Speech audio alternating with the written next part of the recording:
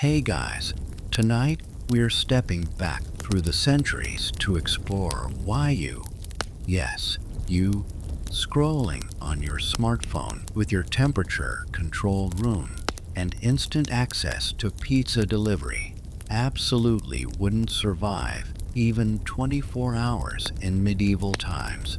We're talking about a world so foreign, so brutal, and so utterly unforgiving that your modern sensibilities would crumble faster than week old bread left out in the rain. You probably think you could handle it because you've watched Game of Thrones or played some fantasy RPG. But trust me, the real Middle Ages would chew you up and spit you out before lunchtime. So, before you get comfortable, take a moment to like the video and subscribe, but only if you genuinely enjoy what I do here. And hey, drop a comment letting me know where you're watching from and what time it is for you right now. I love seeing our little global community gathering here each night. Now, dim the lights, maybe turn on a fan for that soft background hum, and let's ease into tonight's journey together. Picture this. You're waking up in medieval Europe, sometime around the year 1300. But here's the thing. There's no gentle sunrise streaming through your window because, well, you don't really have a window. Not a glass one, anyway. If you're lucky, maybe there's a small opening covered with an oiled cloth or some wooden shutters. But glass windows are for churches and the obscenely wealthy.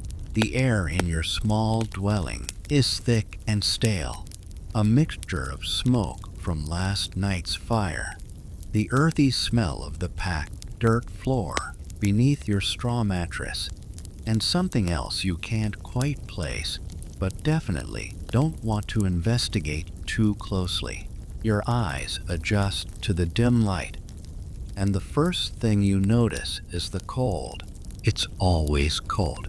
Even in summer, the morning chill seeps into your bones because central heating won't be invented for another 600 years or so.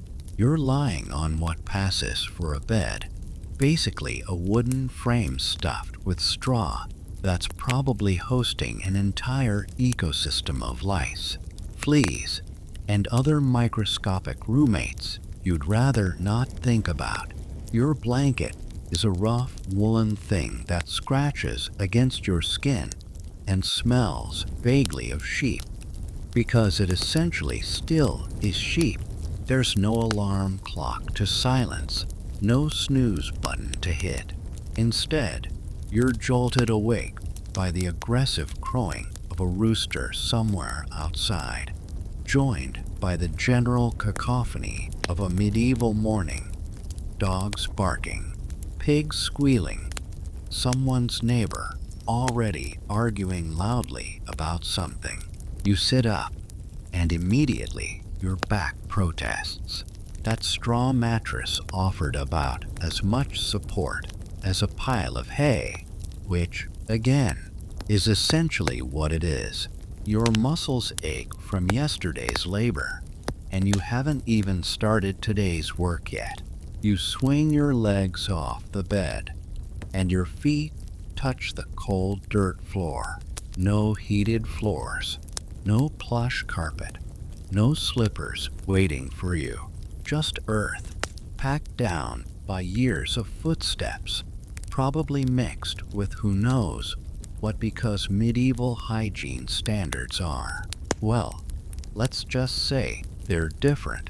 Now comes the fun part, the chamber pot. Yes, that's right. You spent the night sleeping in the same room as a ceramic pot filled with urine and feces, yours specifically, and if you're living with family, which most people are, packed into 1 or 2 room cottages, then it's everyone's. The smell has become such a constant companion that you barely notice it anymore. But for you, fresh from the 21st century. It's absolutely revolting. There's no bathroom to escape to, no flush toilet, no running water. That chamber pot will get emptied later, probably just thrown into the street or into a nearby pit, contributing to the general medieval ambience of, well, sewage. Historians have documented that in larger medieval towns, the streets were often flowing with waste, creating a permanent stench that permeated everything. There's a famous case from 1326 when a man named Richard the Raker fell through his own rotten floorboards into the cesspit below his apartment and drowned in human waste. Yes, you read that right. Drowned in a toilet. This is the world you're waking up to. But here's something quirky that might surprise you. Some medieval people actually believed that strong smells could ward off disease. During plague times, doctors would stuff their clothes with strong-smelling herbs and wear those famous beaked masks filled with aromatic substances.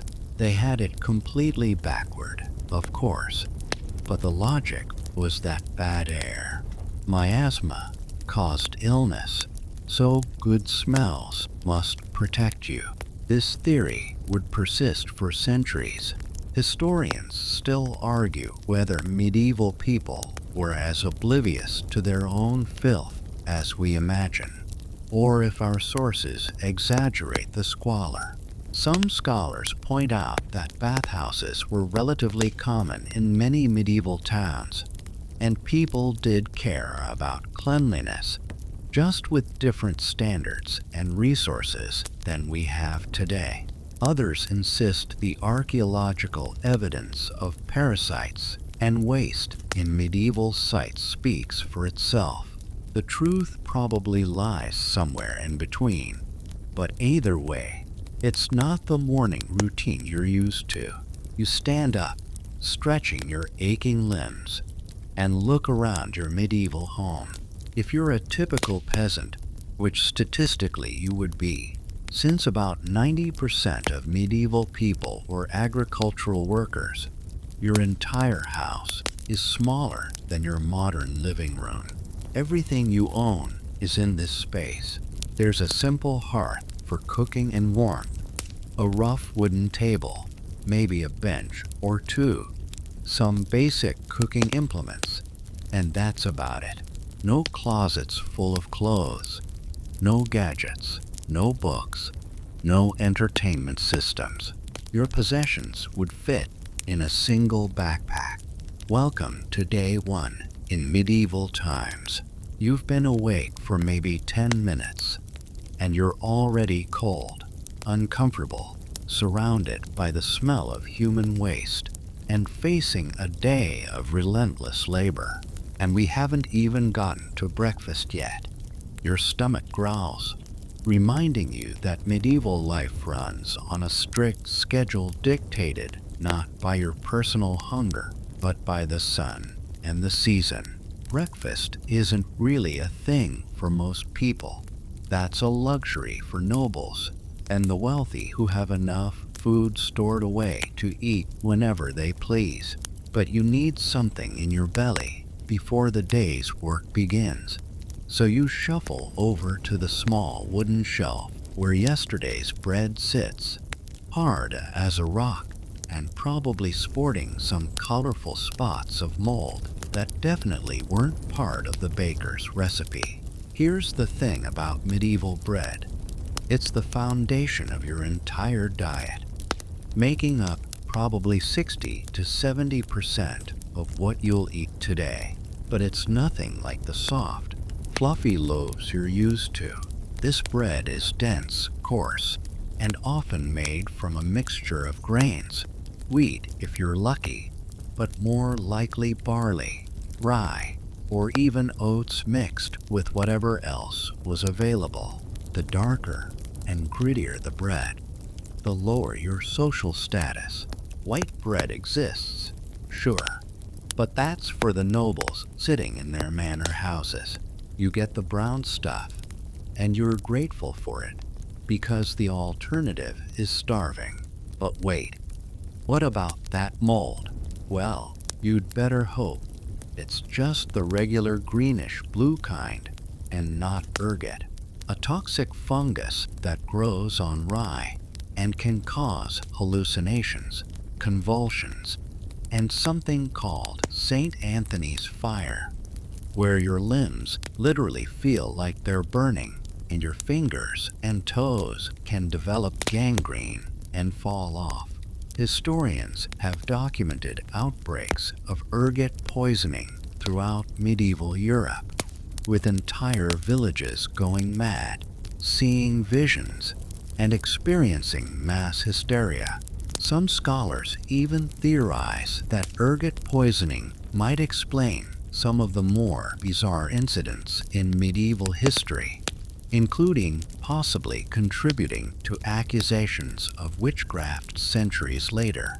You scrape off the suspicious bits and take a bite anyway, because wasting food isn't an option when you're never quite sure where your next meal is coming from. Now, you need something to wash it down, and this is where things get interesting. You reach for the jug of ale. Yes, ale. For breakfast.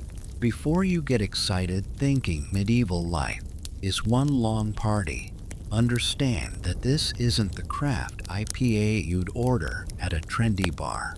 This is small ale, or small beer.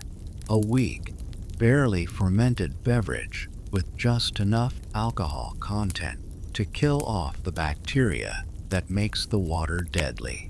And yes, you read that correctly. The water will kill you. Medieval people didn't understand germ theory. That wouldn't come along for another 500 years. But they knew from bitter experience that drinking water, especially in towns and cities, would send you running for that chamber pot with a vengeance.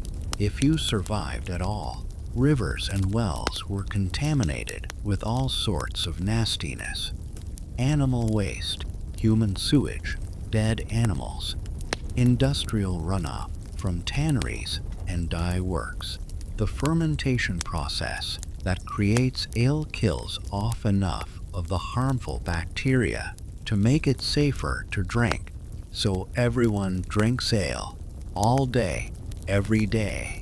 Children drink it, monks drink it, your grandmother drinks it. It's just medieval life. Here's a quirky detail that might blow your mind. Medieval people consumed an absolutely staggering amount of ale. Records from some monasteries show that monks were allotted about a gallon of ale per day. A gallon, that's 16 cups. Of course, remember, it's weak stuff, probably only about 1 to 2% alcohol, but still, that's a lot of liquid. Some historians calculate that the average medieval person consumed somewhere between 1 and 3 liters of ale daily. Your modern liver would stage a rebellion. You tear off another hunk of bread and chew slowly, because there's not much else to accompany it. If it's a good day, maybe there's some cheese, hard, salty, and aged to the point where it could probably survive a nuclear apocalypse. Cheese is a staple because it's one of the few ways to preserve milk in a world without refrigeration. It sits in your stomach like a rock, but it's protein, and you'll need every calorie you can get for the work ahead. Meat? Maybe on Sunday if you're lucky. And even then, it's probably something you'd turn your nose up at today. Pork was most common because pigs could eat anything and didn't need much space. Chickens provided eggs and eventually ended up in the pot themselves. Beef was rarer because cattle were more valuable as work animals. If you're really desperate, There might be some salt fish, cod, or herring preserved in so much salt that you have to soak it overnight just to make it remotely edible. The fish still tastes like the ocean's revenge. But again, you're grateful because the alternative is nothing. Historians still argue whether medieval peasants were constantly on the brink of starvation or if their diet, while monotonous, was actually adequate most of the time. Some evidence suggests that when harvests were good, people ate reasonably well with access to dairy, eggs, vegetables from their gardens, and occasional meat. Other scholars point to the skeletal remains showing signs of malnutrition and the documented famines that swept through Europe with terrifying regularity. The Great Famine of 1315 to 1317 killed millions, with people reportedly resorting to eating cats, dogs, and even, according to some chronicles, each other. That's the reality hanging over every meal. The knowledge that one bad harvest, one harsh winter, one disease affecting the crops could mean death for you and everyone you know. You finish your breakfast, if you can call it that, and take another long drink of ale. Your modern taste buds are still in shock. Your stomach is uncertain about this whole situation, and you're already dreading lunch, which will probably be more of the same. Maybe some pottage, a thick vegetable stew that's been simmering over the fire for so long that all the ingredients have merged into an unidentifiable mush. It's sustenance, nothing more. But there's no time to dwell on culinary disappointments. The sun is rising, and the real work of a medieval day is about to begin. Your breakfast has bought you just enough energy to face what comes next. Though your 21st century body is already wondering how anyone survived this for more than a week, let alone an entire lifetime.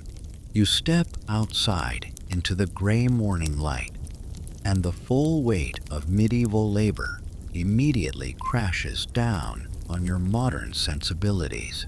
If you're a peasant, and again, you almost certainly are, your entire existence revolves around agricultural work that would make today's hardest gym workout feel like a gentle yoga session.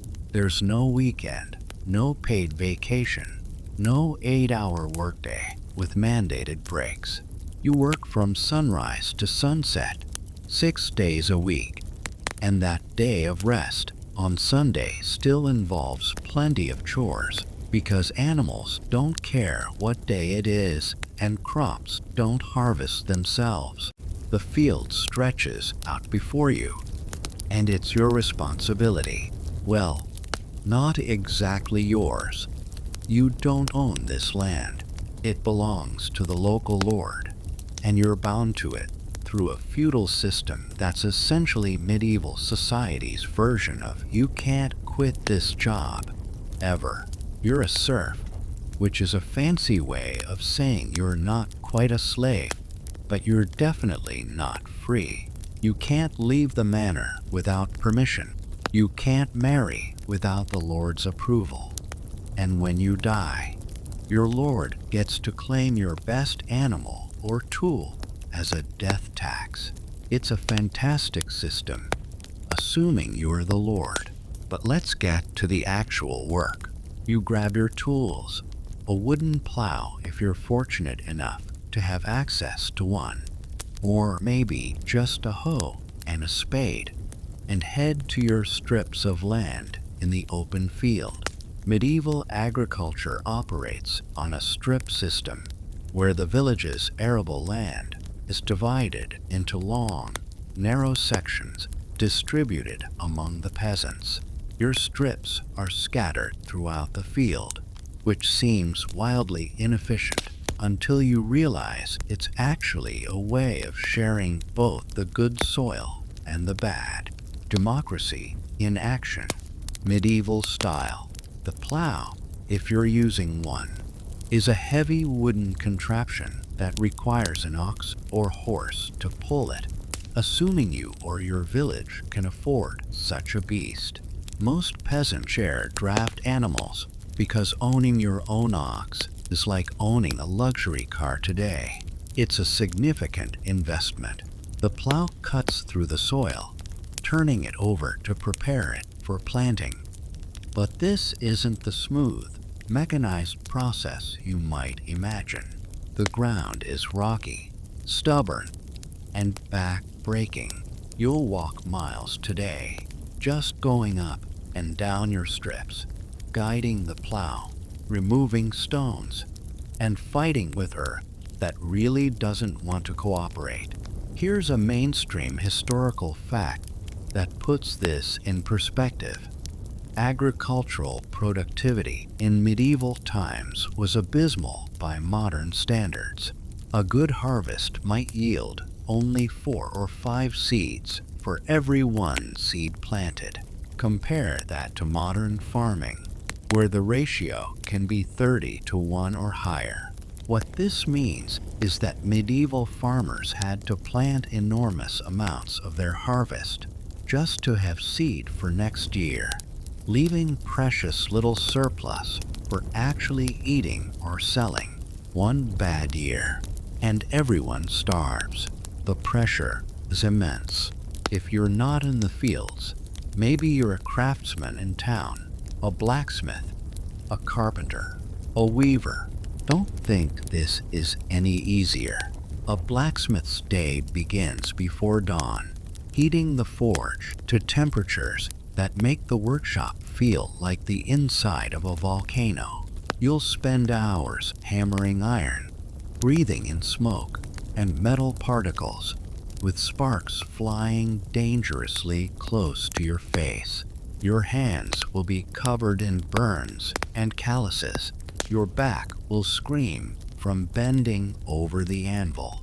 And you'll do this every single day because the demand for tools, horseshoes, nails, and weapons never stops. Carpenters fare slightly better in terms of temperature, but the work is no less demanding. You're shaping wood with hand tools, saws, chisels, planes that require serious muscle power. There are no power tools, no easy shortcuts. Want to make a plank? You're splitting logs with wedges and hammers, then laboriously smoothing them by hand. A simple wooden table could take days to complete. Your hands develop splinters that get infected because, remember, antibiotics don't exist, and even a minor cut can turn into a life-threatening problem. Here's something quirky. Medieval craftsmen developed incredibly specialized tools and techniques that seem bizarre to us now. Coopers, barrel makers, had to create watertight containers using only wooden staves and iron hoops, with no glue or sealant. The skill required was extraordinary, taking years of apprenticeship to master. Some medieval manuscripts show tools we can't even identify today because the trades and techniques have been completely lost to time. There were specialists who did nothing but make buttons or points for lacing up clothes or wooden pins. The level of specialization was simultaneously sophisticated and kind of ridiculous. Women's work is equally brutal, though it often gets overlooked in historical accounts. If you're a peasant woman, you're working the fields alongside the men, but you also have the entire household to manage. You're spinning wool or linen thread, a constant, never-ending task, because your family needs clothes and thread is the only way to get them. You're weaving fabric on a loom, preparing and cooking food, making cheese and butter, brewing that daily ale, raising children, tending the vegetable garden, caring for chickens and pigs, and hauling water from the well or stream because, again, no indoor plumbing. A wealthy merchant's wife might oversee servants doing some of these tasks, but she's still managing a complex household operation that would make a modern CEO's schedule look relaxed. Historians still argue whether medieval people worked more or fewer hours than modern people. Some scholars point out that agricultural work is seasonal. Planting and harvest are intense, but winter is relatively slower, and all those religious feast days meant quite a few days off throughout the year. Other historians counter that even on rest days, the endless cycle of basic survival tasks continued, and the physical toll of the work was so much greater than what most people experience today. The truth probably varies widely depending on your specific occupation, location, and social status, but one thing's certain: there's no clocking out, no going home to relax with Netflix. By midday, your body is screaming, your muscles burn, your hands are raw, and you're covered in dirt, sweat, and probably some other substances you're trying not to think about. The sun beats down relentlessly if it's summer, or the cold seeps into your bones if it's winter. And either way, there's no relief in sight. You've got hours more work ahead of you, and tomorrow you'll wake up and do it all over again, and the next day, and the next, for your entire life, unless disease or injury takes you out first. Welcome to medieval productivity culture, where burnout isn't a concept because there's literally no alternative. You're halfway through your brutal workday when you feel it, a sharp pain in your tooth that makes you wince, or maybe it's a pounding headache, or your stomach is churning from that questionable breakfast, or you've developed a cough that won't quit. Doesn't matter what the ailment is, because here's the truth: getting sick in medieval times is potentially worse than just toughing it out and hoping your body figures things out on its own. Medieval medicine is a fascinating combination of ancient wisdom, religious belief, complete nonsense, and occasional accidental effectiveness, all wrapped up in practices that would have modern doctors running for the nearest ethics board. Let's start with the theory behind it all. Medieval physicians, the few who actually existed and could afford university education, based their entire practice on the theory of the four humors. This idea, inherited from ancient Greek medicine, held that your body contained four fluids: blood, phlegm, yellow bile, and black bile. Health meant these humors were perfectly balanced. Illness meant they were out of whack. Your headache? Too much blood in your head. Your fever? An excess of yellow bile. Your depression? Black bile overload, which is actually where we get the word melancholy from.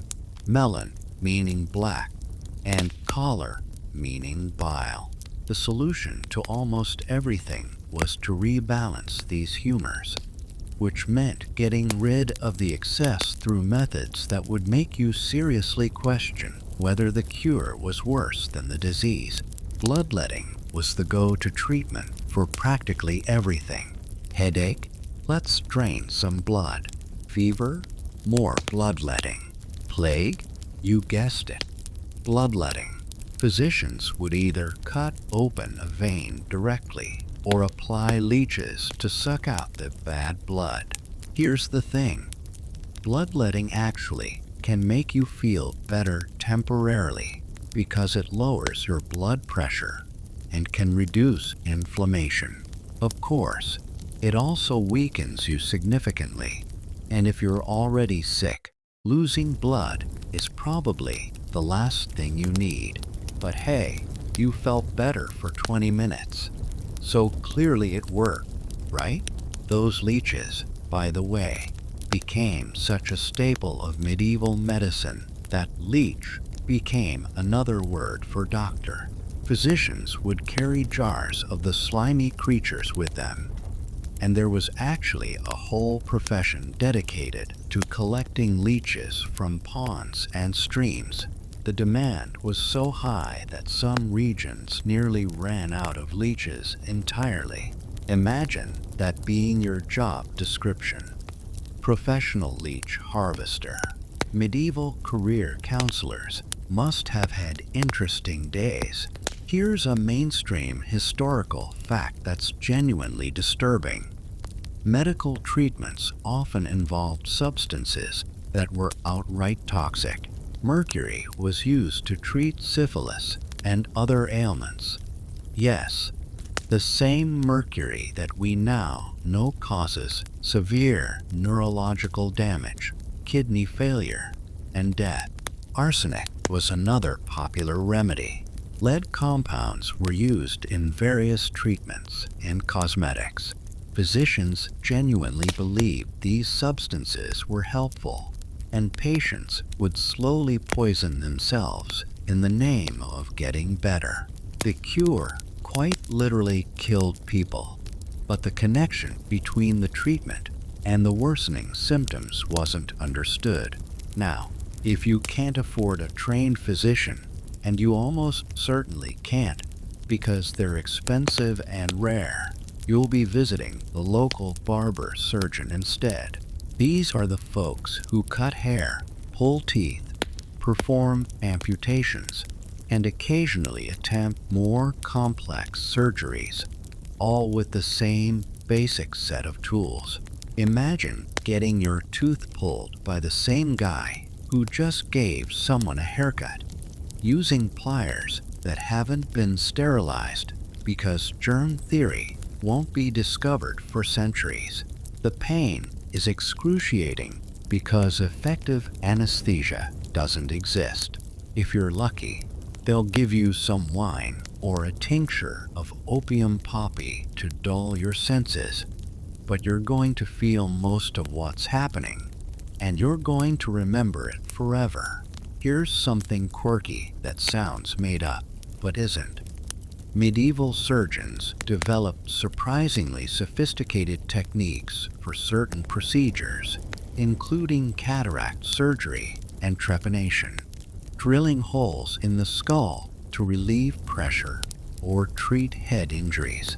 Archaeological evidence shows that some patients actually survived these procedures, with their skulls showing signs of healing. The survival rate was obviously nowhere near modern standards, but the fact that anyone survived having a hole drilled in their head with medieval tools is kind of astonishing. Of course, the reasoning behind trepanation often involved releasing evil spirits or bad humors rather than any real understanding of brain injury. But accidentally getting something right still counts. For most ailments, though, you're relying on herbal remedies. And this is where medieval medicine gets interesting, because some of it actually worked. Willow bark tea contains salicylic acid, the active ingredient in aspirin, and really does reduce pain and fever. Honey has genuine antibacterial properties and was used on wounds with some success.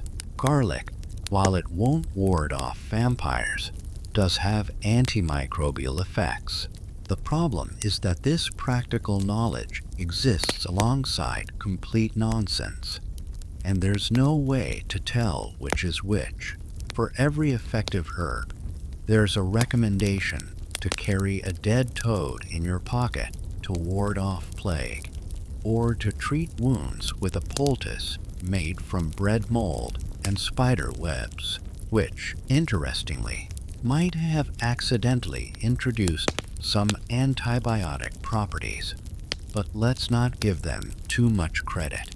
Historians still argue whether medieval people had better or worse health outcomes than later pre-modern populations.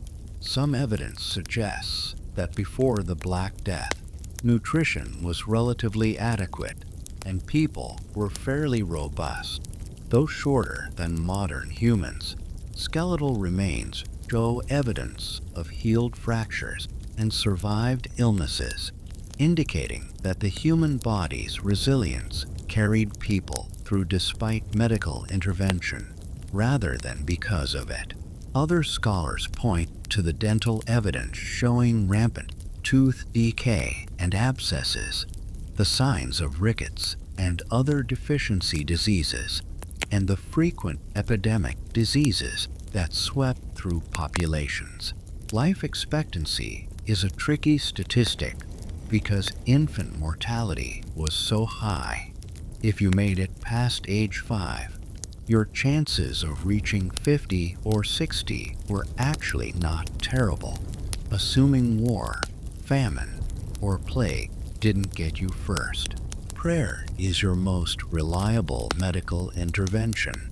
Honestly, the Church teaches that illness is often divine punishment for sin, so repenting and praying for intercession from saints is considered just as important as any physical treatment. Saint Apollonia for toothaches, Saint Lucy for eye problems, Saint Sebastian for plague protection. You'll visit shrines, make offerings, and genuinely believe that your recovery depends as much on spiritual health as physical. And you know what? The placebo effect is real. And the comfort of faith in a terrifying, painful world probably did more for people's well-being than most of the actual medical treatments available. That pain in your tooth is getting worse. By the way, you're going to have to make a choice. Suffer through it and hope it doesn't abscess and kill you, or visit the barber surgeon for an extraction without anesthesia. Neither option is great. Welcome to medieval healthcare, where the best strategy is simply not getting sick in the first place. You've survived the morning's work and dodged the medieval medical system. But now comes perhaps the most dangerous part of your day: navigating the intricate, unforgiving social hierarchy that governs every single interaction in medieval life. You might think you're just going about your business, but one wrong move, one accidental breach of protocol, and you could find yourself in the stocks, whipped, or worse. Medieval society operates on a rigid class system where everyone has their place, and stepping outside that place, even accidentally, can have severe consequences. Let's start with the basics.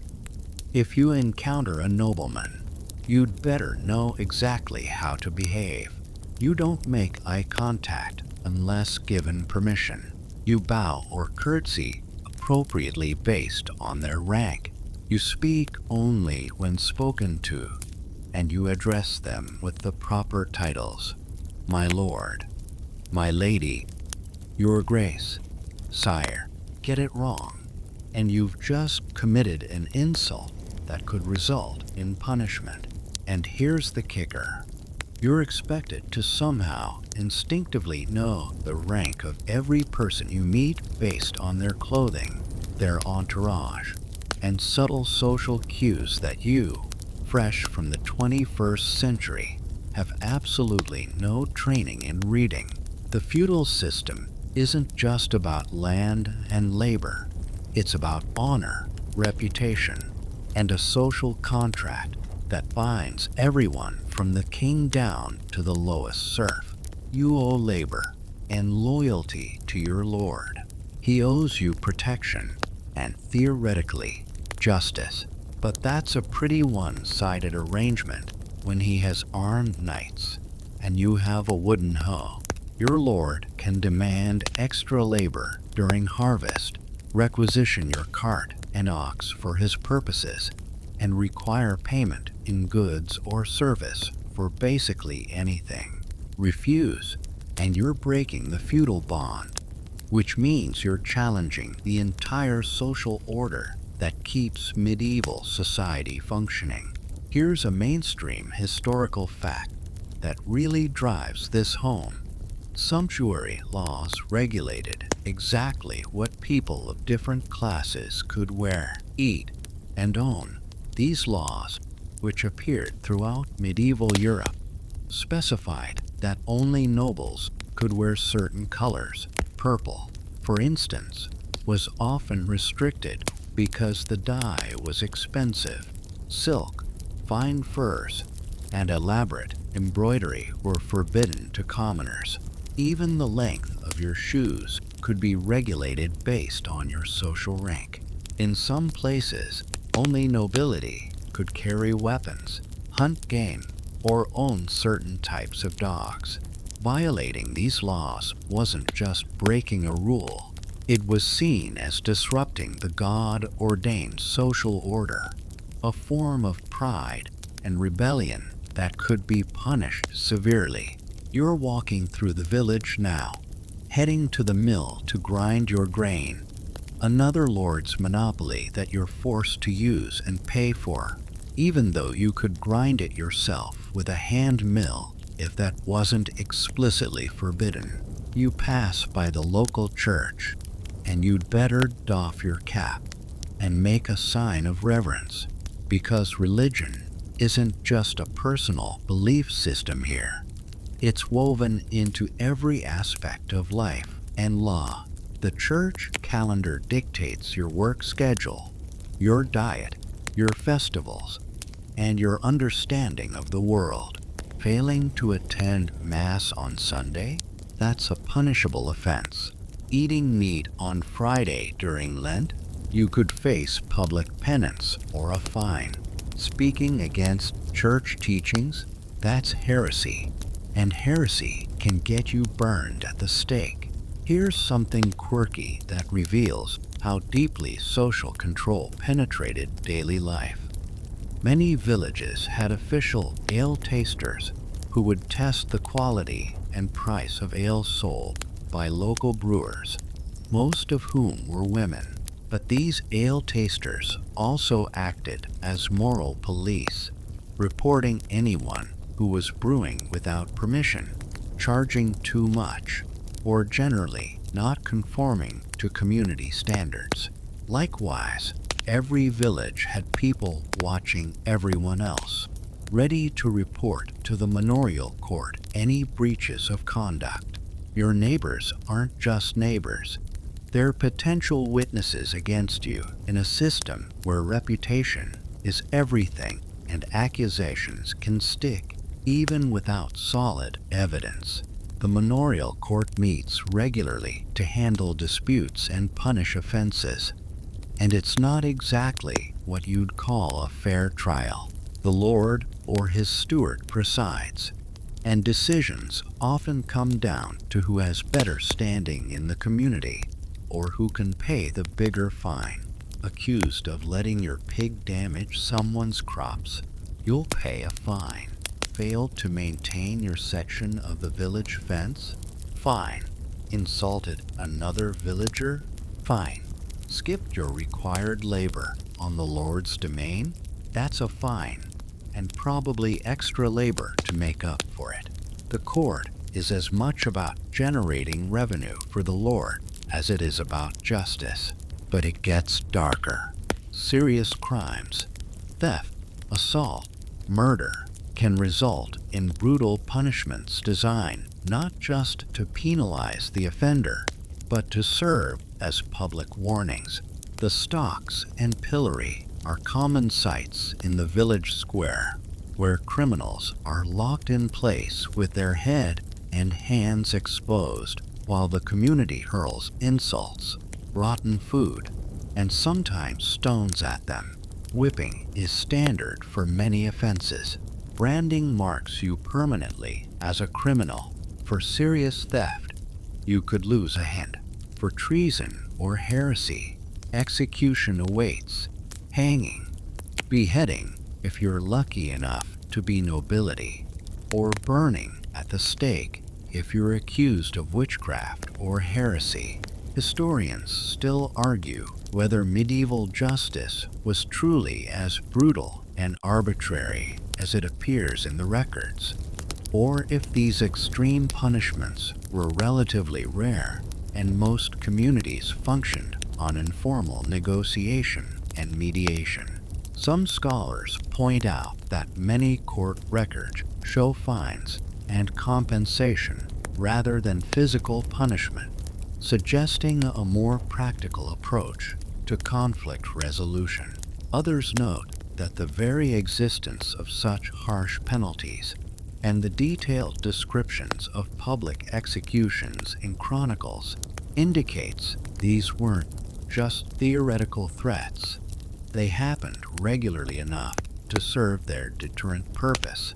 The truth probably varies by region, time period, and local circumstances, but the potential for severe punishment was always hanging over everyone's head.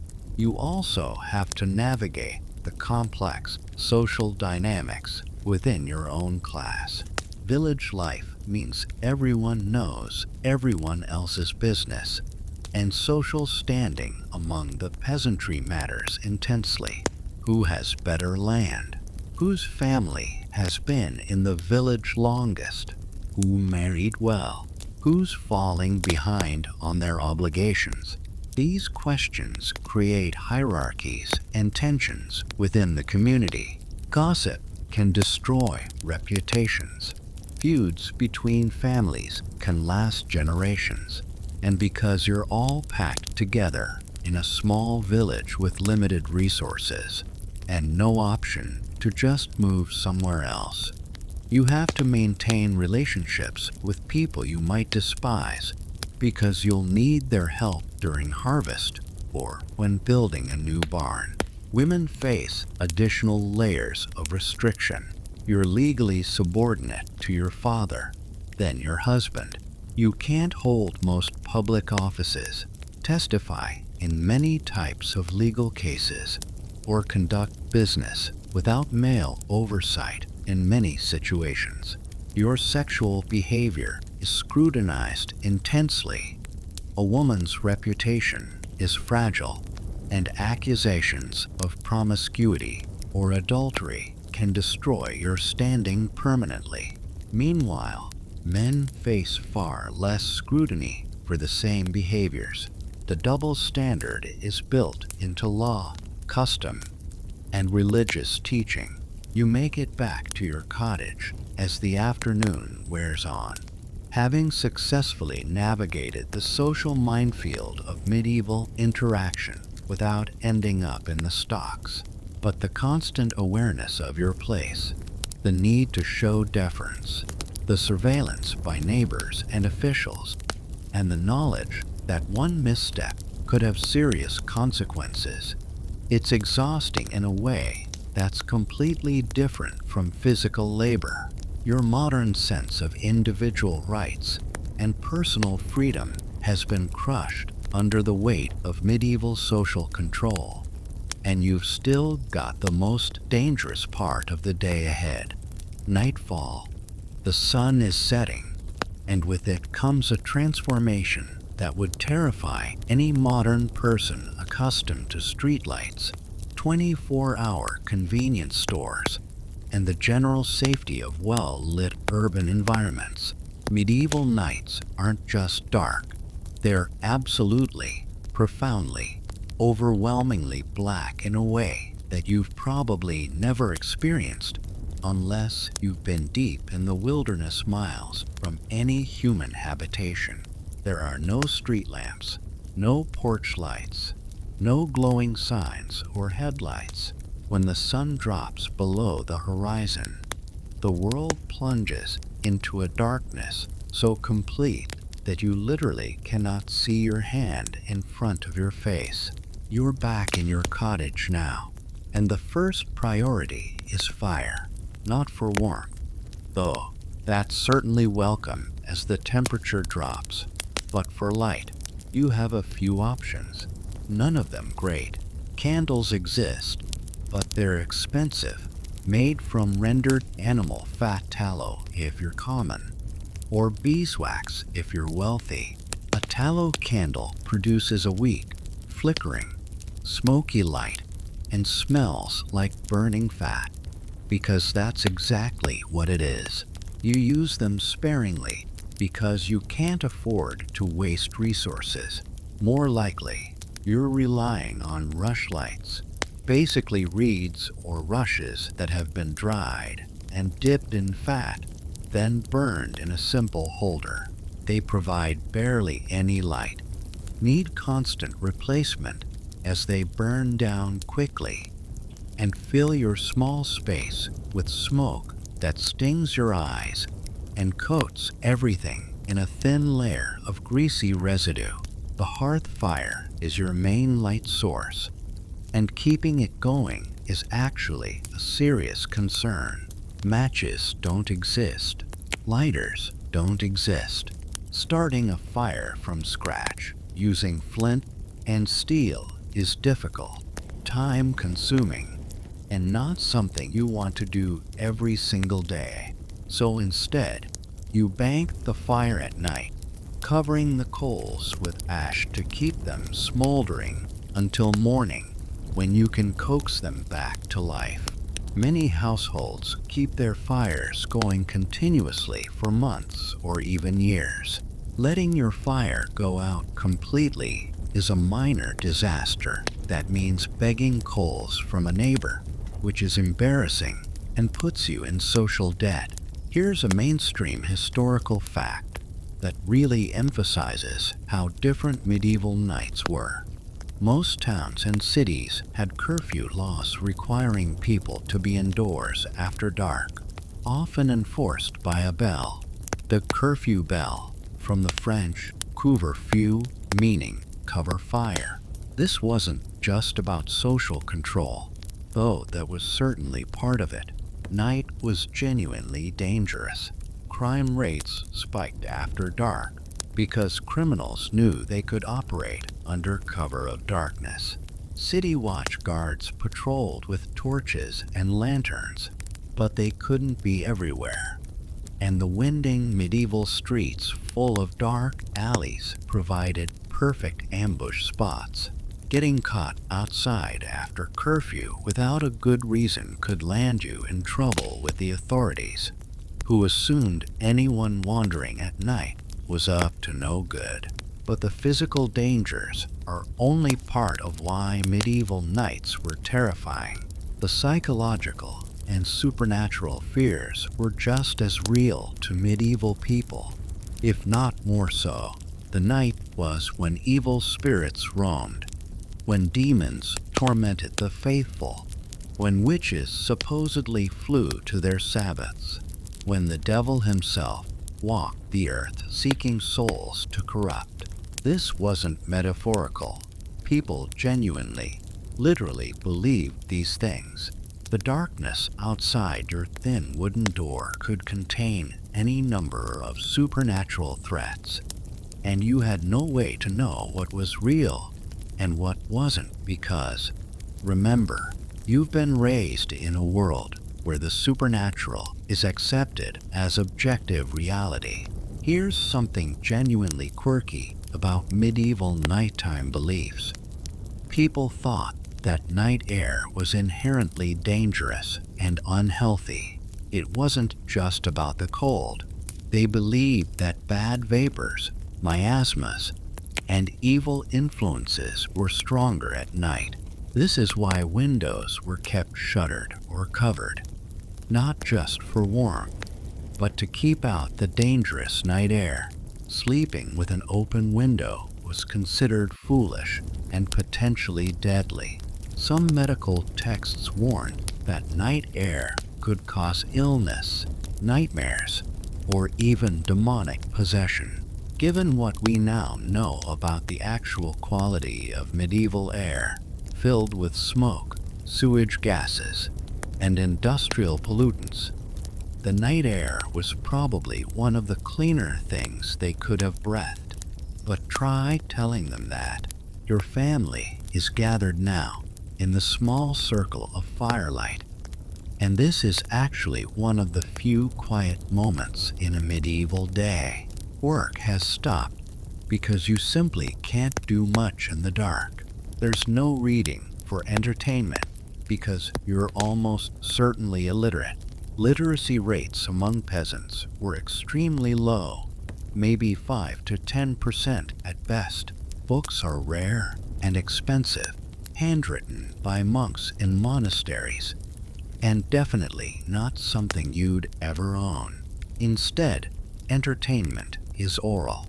Stories, songs, gossip, maybe a simple game played by firelight. Your children are learning the folk tales and ballads that will be passed down through generations, the same stories their grandparents heard, forming a continuous cultural thread stretching back centuries.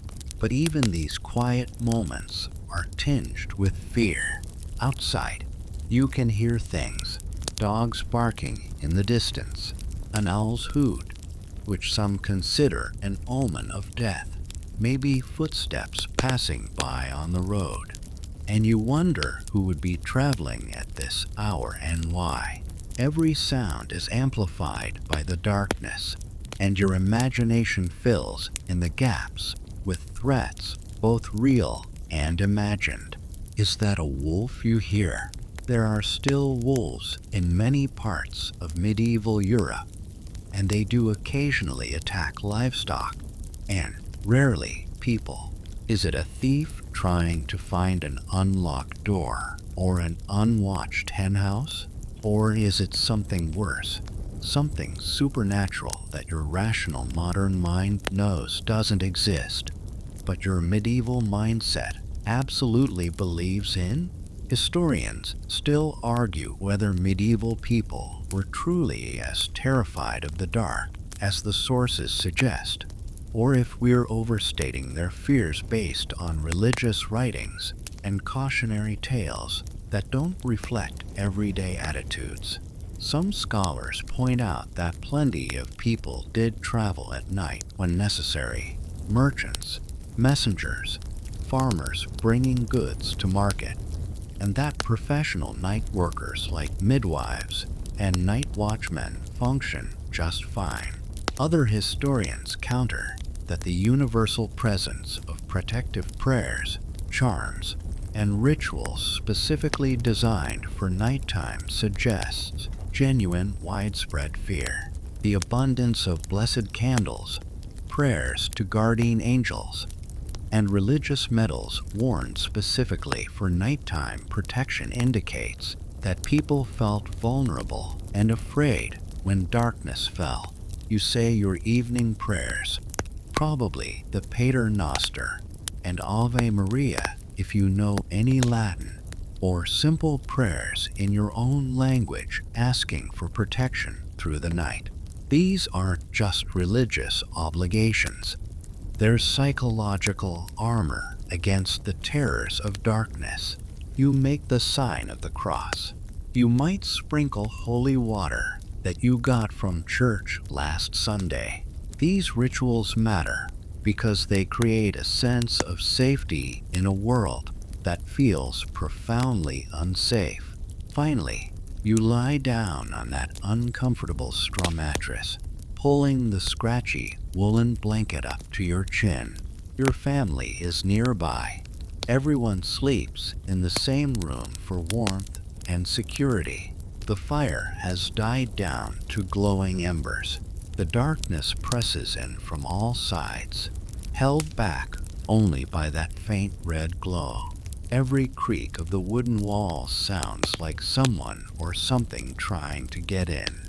The wind outside sounds like voices. Your exhausted body desperately needs sleep, but your hypervigilant modern mind suddenly transplanted into this alien world, is struggling to relax. This is medieval night, and you've somehow made it through your first full day. But as you lie there in the darkness, listening to your family's breathing and the mysterious sounds beyond your walls, you realize that you'd have to do this all over again tomorrow, and the day after that, and every day for the rest of your life, however long that might be, in a world where death lurks around every corner, in your food, your water, your work, your neighbors' accusations, and the endless, terrifying darkness that falls every single night. You close your eyes and pray for morning. And now, as our journey through medieval times draws to a close, let your breathing slow and deepen. You're back here in your comfortable bed with your soft pillows and climate control and electric lights just a switch away. The horrors and hardships of medieval life are safely in the past, 6 or 7 centuries behind us, preserved only in history books and our imaginations. You don't have to wake before dawn to work until your body breaks. You don't have to fear every meal or every drink of water. You don't have to navigate impossible social hierarchies or dread the fall of darkness.